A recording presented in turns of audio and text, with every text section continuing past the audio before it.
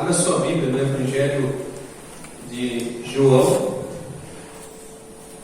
Evangelho de João, capítulo 3. E o versículo de número 26. Ele diz assim: E foram ter com João e lhe disseram: Mestre, aquele que estava contigo além do Jordão, do qual tens dado testemunho, está batizando, e todos lhe saem ao encontro. Os discípulos de João Batista, vendo Jesus, que agora também estava batizando no Jordão, eles ficam impressionados e talvez confusos.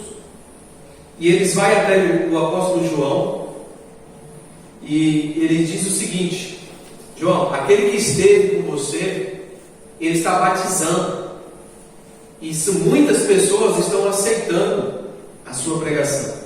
João responde no versículo 27, respondeu João: o homem não pode receber coisa alguma, se do céu não lhe for dado.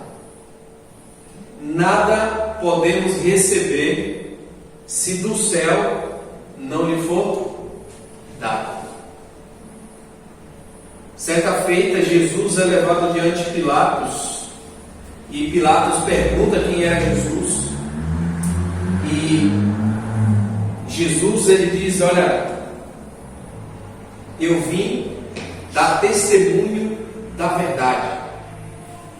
E Pilatos fala bem para cima para Jesus: você sabe que eu tenho o poder de te libertar. E Jesus disse: nenhum poder você teria se do céu não tivesse. Então tudo aquilo que nós temos ou conseguimos ter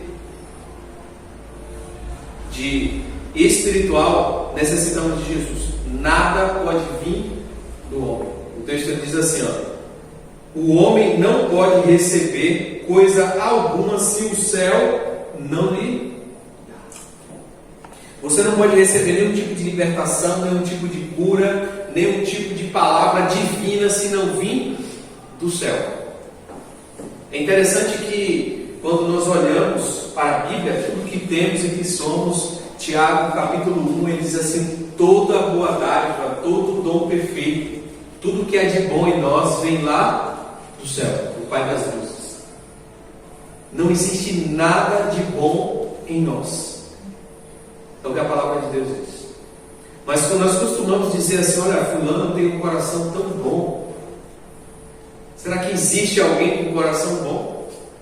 A Bíblia diz que o coração do homem é enganoso, corrupto.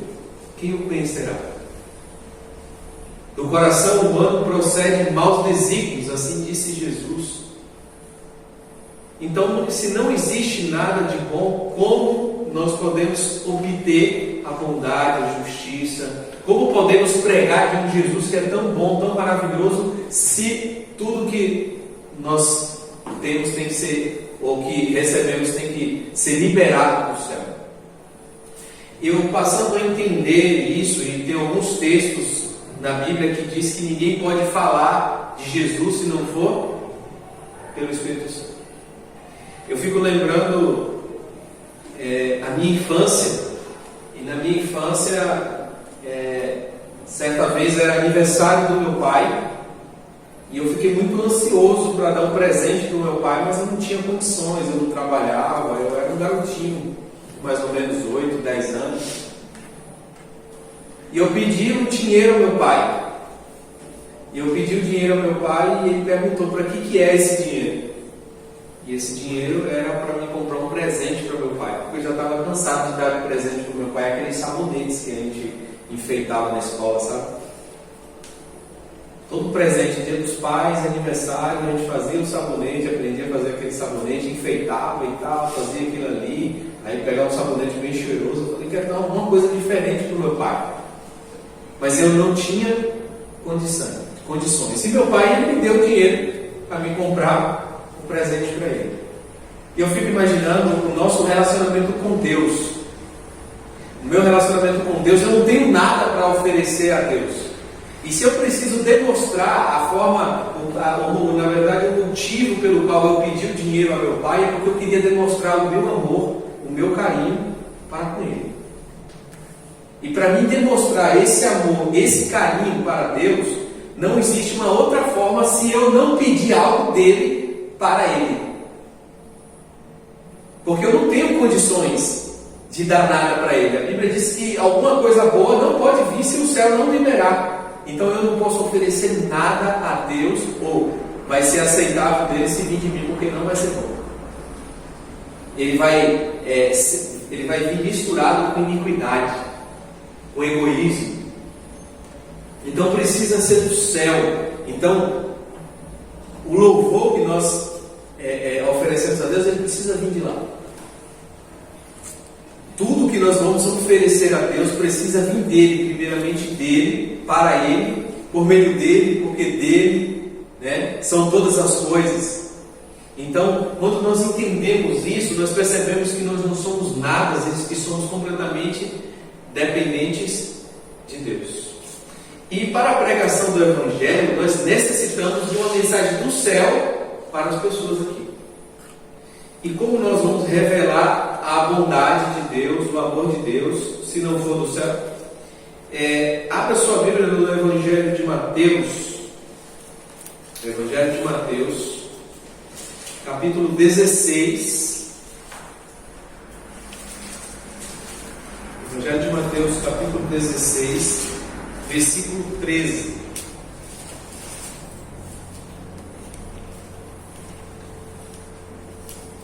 E aqui diz o seguinte: indo Jesus para os lados de Cesareia de Filipe, perguntou aos seus discípulos: quem diz o povo ser o Filho do Homem? E eles responderam: uns dizem João Batista, outros Elias, e outros Jeremias, ou algum dos profetas. Até aqui. Jesus ele chega em uma cidade chamada Cesareia de Filipe. E Jesus faz uma pergunta para os seus discípulos: quem eles dizem que eu sou? Levando em conta que nada pode ser revelado se não for do céu. E as pessoas que não tinham uma conexão com o céu, eles revelavam Jesus da forma que eles imaginavam, não da forma que ele era. Então uns dizem João Batista, outros dizem Moisés, outros dizem Elias, ou alguns dos profetas, mas eles não acertaram de fato quem Jesus era. Isso, eu pensando nisso, se nós não recebemos a verdadeira revelação do céu de quem é Deus, podemos passar tempo na igreja sem conhecer o verdadeiro Jesus. E podemos considerar Jesus como um profeta, como um Elias, como um João Batista, como homens, até mesmo grandes homens, né? Grandes pregadores, mas ainda não era quem ele era de verdade. E é interessante que quando você olha para a vida de Jesus e quem ele disse que ele era, há só duas posições a tomar. Jesus ele disse que ele era o quê? Quando ele veio a essa terra, ele era um profeta, ele era um pregador, um curandeiro. Quem Jesus disse que ele era? Ele disse que ele era o Filho de Deus, que ele era Deus e que ele era o Messias esperado. E se Jesus era Deus, se ele disse que era Deus, não podemos considerar ele como profeta, como curandeiro, nem como um homem bom. Ou ele é quem ele disse que era, ou ele é um mentiroso. Só essas duas posições. Que muitos aceitam Jesus como alguém bom, um homem sábio, um homem cheio de sabedoria que teve pela terra, mas não podemos considerar Jesus assim, porque ele disse quem ele era, e ele disse que ele era Deus. Mas a gente percebe aqui que algumas pessoas não conseguiam entender quem era Jesus de fato. E eu faço uma pergunta para você: quem é Jesus para você? Jesus é de fato quem ele é mesmo? Porque nós corremos o risco de aceitar Jesus como um salvador do pecado, só salvador do pecado. E se você aceitar só Jesus como salvador do pecado, ou salvador do inferno, ou salvador do fogo, você vai viver um cristianismo que você tem um Jesus, que a hora que você erra, você busca Ele, porque Ele vai te salvar do inferno. Você também pode aceitar Jesus como alguém que cura. E no momento que você está doente, você ora e você pede a Ele que Ele cura, e você pode aceitar Jesus como curandeiro. Você pode aceitar Jesus também porque você pode ter uma dificuldade financeira e você busca esse Jesus porque você sabe que Ele é o auxiliar que vai te ajudar no momento que você está precisando, você está precisando de dinheiro. Então, quando as coisas estão ruins, eu chamo quem? Eu oro e chamo Jesus. Então, Jesus pode ser para você um curandeiro, pode ser um médico, pode ser, mas Ele pode não ser quem Ele disse que era de fato. E corremos o risco de viver a vida assim. Jesus pode ser um GPS para aquele que está perdido. E o que acontece? Se Ele é um GPS, no momento que eu estou perdido, eu aciono Ele. Mas depois que está tudo sob controle, eu esqueço de Jesus. Se Jesus para mim é um curandeiro, eu só vou buscar Jesus quando eu estiver doente. Se Jesus é aquele que pode me ajudar na minha vida financeira, eu só vou buscar Jesus quando as coisas derem errado. Mas Jesus, ele pode ser algo diferente na minha e na sua vida. Ele pode ser Senhor. Na verdade é o que Ele quer ser. Ele não quer ser só o seu Salvador, Ele quer ser o seu Senhor. E Ele faz toda a diferença. Por quê? Se Jesus ele é o seu Senhor, você começa agora a viver completamente segundo a vontade dEle. E você vive agora perguntando: o Senhor é meu Senhor, então como eu faço? O que eu falo? Para onde eu vou? E eu vivo uma vida agora segundo a vontade dEle. O outro jeito não é errado. Você aceitar Jesus como alguém que cura, como alguém que te ajuda na sua vida financeira. Ele vai sim fazer isso, mas não é só isso. Porque se nós fazer só isso, é um relacionamento onde só você recebe. Só você recebe. Só você pede, e ele passa a ser um ajudante geral. Percebe? Um ajudante geral, mas do profissional mesmo, que faz grandes coisas. Mas ele não é isso. Ele veio para nos libertar do pecado. E uma vez nos libertando do pecado, vai ser Senhor da nossa vida, para que nós não vivamos mais uma vida no pecado, mas uma vida agora através dele, o bem dele e para ele. Esse é o sentido. Mas algumas pessoas aqui não acertaram quem era Jesus.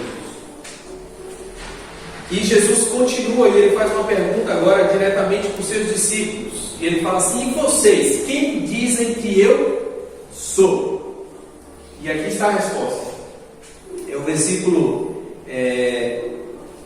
16. Respondendo Simão Pedro, disse: tu és o Cristo, o Filho do Deus vivo. Pedro ele respondeu totalmente diferente do que as outras pessoas. E Pedro ele sempre errava, né?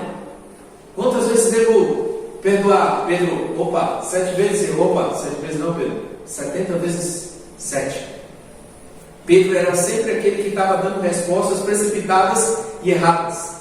Mas agora, quando Jesus pergunta a Pedro: levanta a mão. Quem dizem que eu sou? Pedro diz: tu és o Cristo, o Filho de Deus vivo. Eu olhando para a resposta de Pedro, eu lembro, sabe quando você pega o seu boletim, chega em casa e mostra para o seu pai o seu boletim, só nota 10? 10, 10, 10, 10, 10. E a mãe do indivíduo olha para o boletim: eu te conheço. Se você tirou todos esses 10 aqui, é óbvio que não foi você. E com Pedro exatamente. Quando Pedro fala, Jesus fala assim: tenho certeza, Pedro, que não foi você. E o que Jesus disse? Versículo 17. Então Jesus lhe afirmou: bem-aventurado és Simão Bar-Jonas, porque não foi carne e sangue que te revelaram, mas meu Pai que está nos céus. Ninguém pode revelar quem é Deus se não for do céu. Então Pedro ele fala quem Jesus é porque o Espírito Santo falou através dos lábios de Pedro. E para você entender o que está acontecendo aqui, eu vou ler um comentário de Paulo a respeito do assunto. E a gente vai aqui para 1 Coríntios, segura aí que nós vamos voltar aí em Mateus. 1 Coríntios capítulo 2. Capítulo 2, versículo 6. Atente para esses versículos. Diz assim: entretanto, expomos sabedoria entre os experimentados, não porém a sabedoria deste século, nem a dos poderosos desta época, que se reduzem a nada. Paulo está dizendo assim: olha, nós pregamos, nós falamos com a sabedoria, mas não é com a sabedoria desse povo aqui não. Não é com a sabedoria desta terra, não é com a sabedoria dos mais inteligentes da terra. Ele continua dizendo o seguinte, versículo 7: mas falamos a sabedoria de Deus em mistério, outrora oculta, a qual Deus preordenou desde a eternidade para a nossa glória. Versículo 8: sabedoria essa que nenhum dos poderosos deste século conheceu, porque se tivessem conhecido, jamais teria crucificado o Senhor da glória. Pedro está dizendo assim, ou o apóstolo Paulo: nós recebemos uma sabedoria, a sabedoria pela qual pregamos para vocês não é daqui. Nenhum dos poderosos conheceu essa sabedoria. Porque se eles tivessem conhecimento dessa sabedoria que foi nos dada pela glória de Deus, eles não tinham crucificado Cristo. Se o Espírito Santo, se Pilatos tivesse sido revelado para ele, de fato ele tivesse reconhecido pelo poder do Espírito quem era Jesus, ele não tinha deixado Jesus daquele jeito. Pilatos olha para Jesus e ele fala, como eu repeti no instante, como eu falei no instante: quem és tu? Tu és rei? Jesus fala: para isso eu vim à terra, para dar testemunho da verdade. Pilatos falou: você sabe quem eu sou? Sabe que eu posso te libertar? Pilatos diz assim: olha, eu não tenho poder.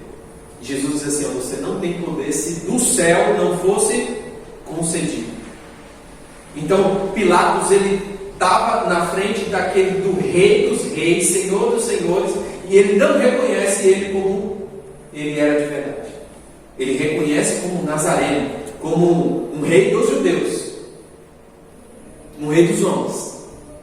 Mas Jesus também esteve diante de Herodes, e diante de Herodes olha para Jesus e ele fala: esse aqui é um curandeiro, portanto faça um milagre para me ver. Faça um daqueles milagres para me ver o teu poder. Ele vê Jesus como um curandeiro, mas ele não consegue ver Jesus como o Senhor dos senhores, como o Rei dos reis, como aquele que deixou a majestade do céu, estava ali para salvar exatamente ele. Você percebe o que o apóstolo Paulo está dizendo? Se eles tivessem o conhecimento que é lá do céu, eles não tinham crucificado Jesus. Aí ele continua dizendo, no versículo 9,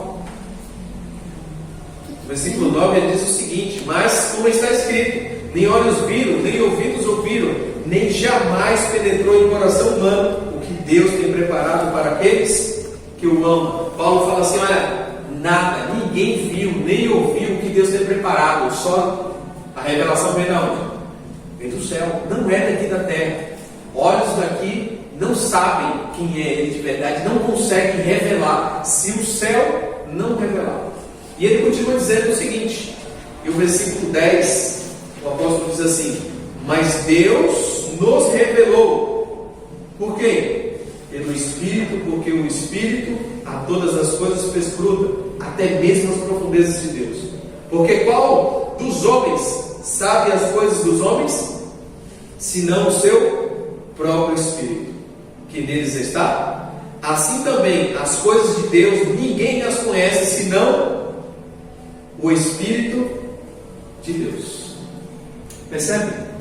Paulo ou Pedro, ele fala quem era Jesus porque o Espírito de Deus falou através dele.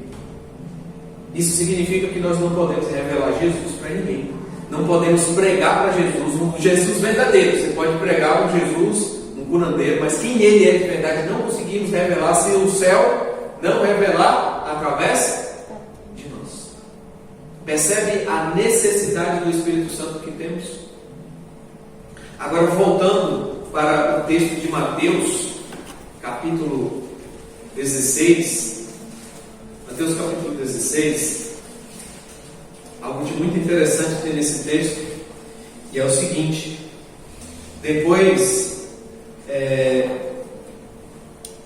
de Pedro revelar quem era Jesus olha para Pedro e diz o seguinte: Pedro, você acertou, mas não foi você não foi nem carne nem sangue que te revelou, mas foi o Pai que está no céu que revelou quem eu sou de fato Cristo, e sobre esse Cristo, sobre esta pedra edificarei a minha igreja, e as pedras do inferno não prevalecerão,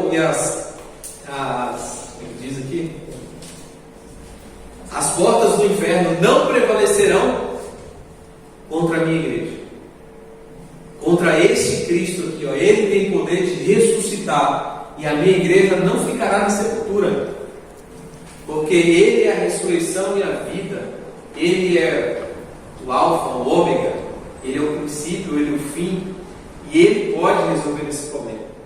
E depois disso, Ele começa agora, depois de o Espírito Santo revelar quem Ele era de fato, era necessário que eles soubessem quem era Jesus de fato, para que Jesus falasse coisas tão importantes como a que ele fala no versículo 21. No versículo 21 ele começa a dizer que vai para Jerusalém, que é necessário, aqui ó, o versículo diz assim: desde esse tempo começou Jesus Cristo a mostrar aos seus discípulos que lhe era necessário seguir para Jerusalém, sofrer muitas coisas dos anciões, dos principais sacerdotes e dos escribas, ser morto e ressuscitado no terceiro dia.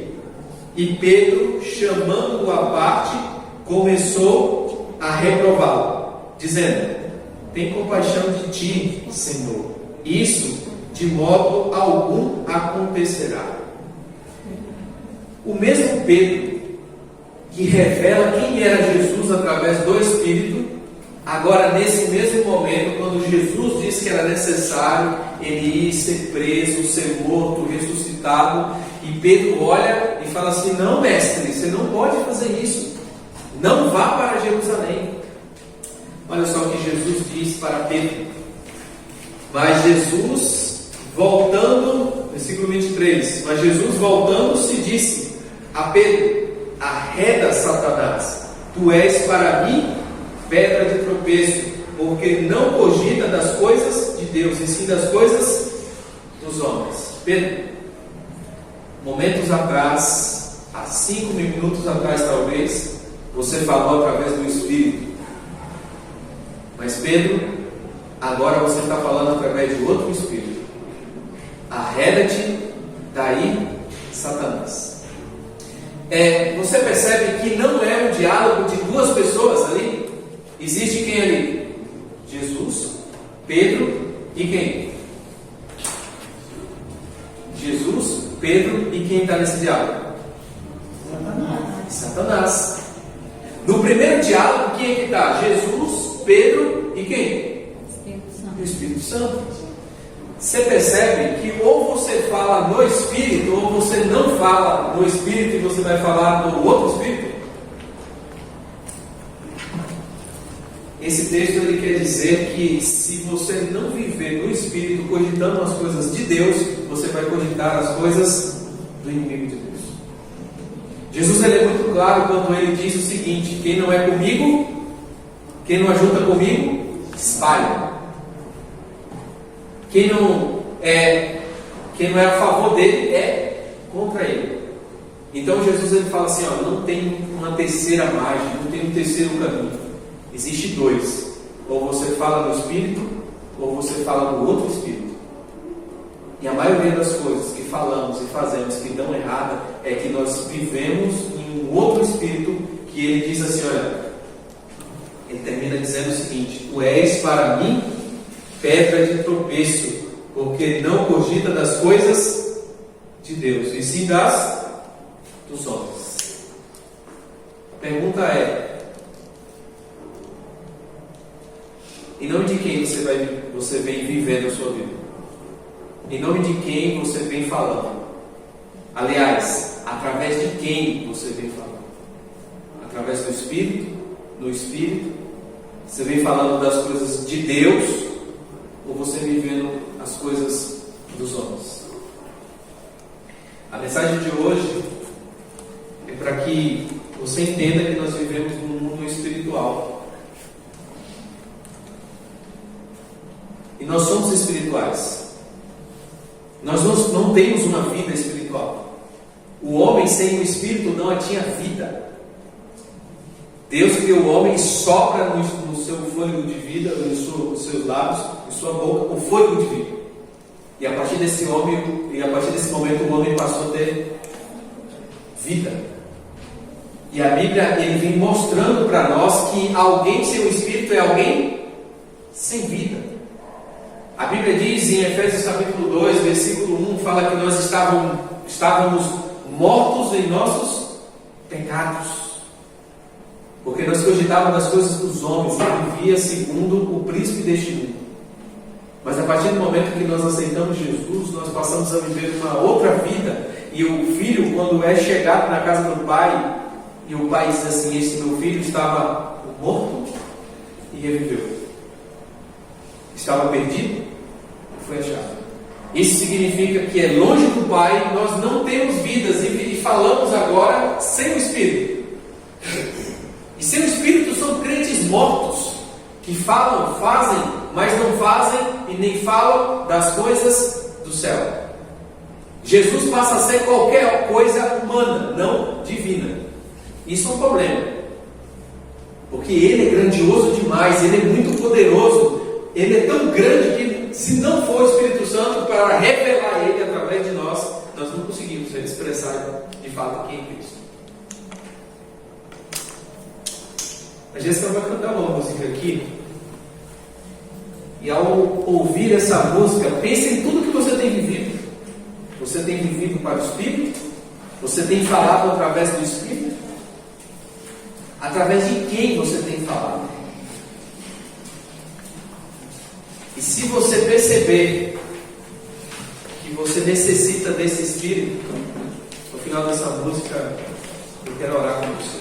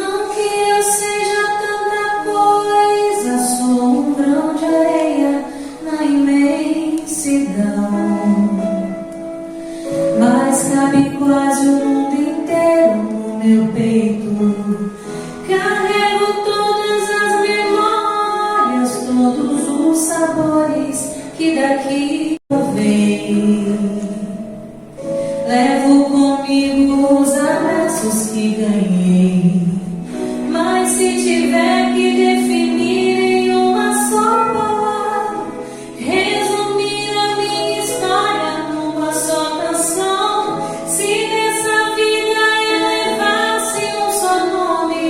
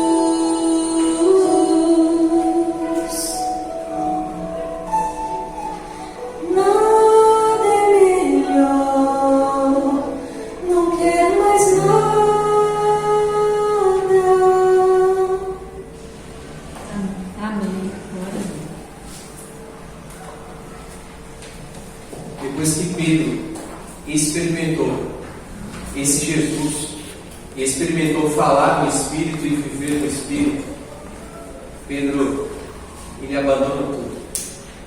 E nada era compatível àquilo que ele tinha experimentado. Viver no Espírito, falar através do Espírito. E ele entregou toda a sua vida. Eu te convido nesse momento, você também entregar a sua vida para viver no Espírito.